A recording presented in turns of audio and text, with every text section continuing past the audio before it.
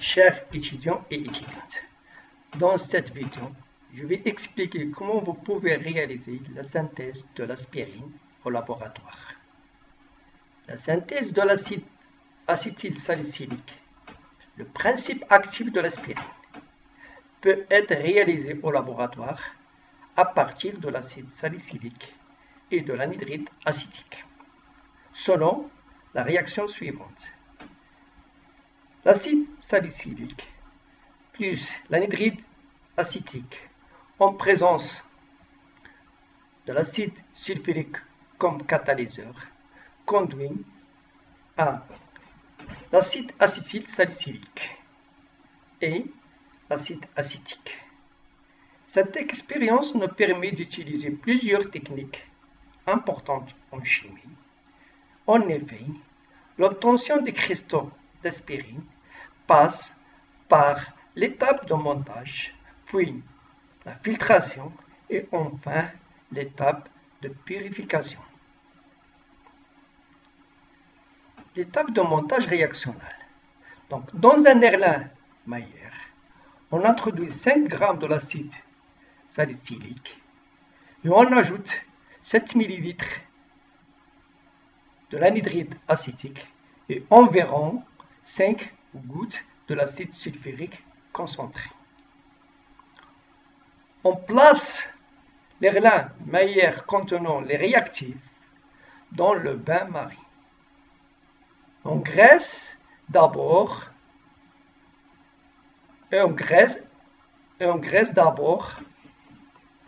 le rodage mâle du réfrigérant. Le réfrigérant est relié par un premier tuyau, celui des bas, à l'arrivée d'eau, et par un deuxième tuyau, celui de haut, à l'évier. La circulation d'eau robinet refroidit les vapeurs produites et les condense en retour vers l'Erlenmeyer. On peut commencer la manipulation par lancer une agitation douce et mettre la circulation d'eau dans le réfrigérant.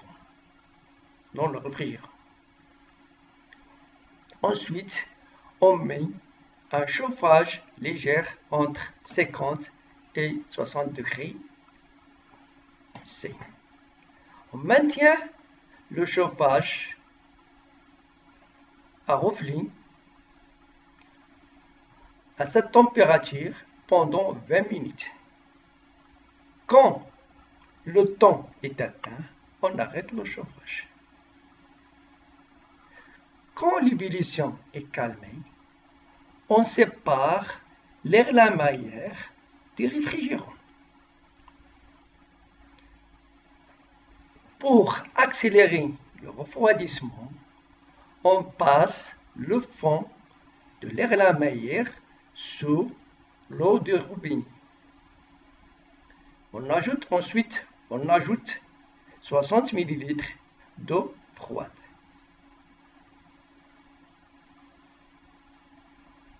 Et on continue la cristallisation dans l'eau glacée.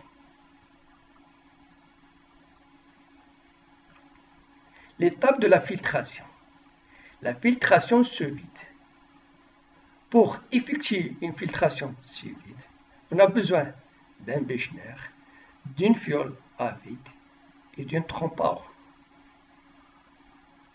La trompe à eau sert à aspirer l'air qui est à l'intérieur de la fiole à vide pour créer le vide. La création de vide entraîne une différence de pression qui accélère la filtration. Pour effectuer une filtration vide, il faut bien maintenir le matériel afin que la trompe à eau ne lâche pas. Mettre en marche la trompe à eau avant de verser le mélange à filtrer. Donc, on commence par mettre on marche la trompe à eau, on verse les cristaux dans le Büchner. On peut boucher le Büchner par la main pour que l'aspiration soit efficace. Pour récupérer le filtre, il faut d'abord enlever le Büchner, fermer le robinet d'eau. Déposez le produit dans un verre de montre. Mettez l'ensemble dans l'étuve à 80 degrés C pendant 15 minutes. L'étape de purification. Le produit obtenu est insolide. Donc la méthode qui permet la purification, c'est la recristallisation. La recristallisation a pour but de purifier un produit en le débarrassant des impuretés qu'il pourrait contenir. Le principe de la méthode. Cette technique repose sur la différence de solubilité à chaud puis à froid entre les impuretés et le produit pur dans un solvant donné. Donc là, vous allez mettre dans un bécher le produit brut qui contient le produit pur et les impuretés. Dissoudre le produit brut dans le minimum de solvant à ébullition.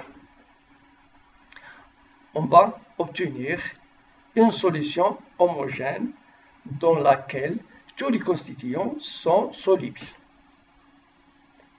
Après refroidissement, le produit pur cristallise et les impuretés restent en solution.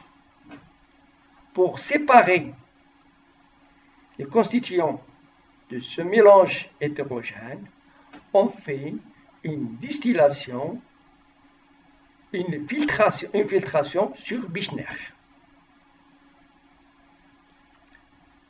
Le choix des solvants est très important.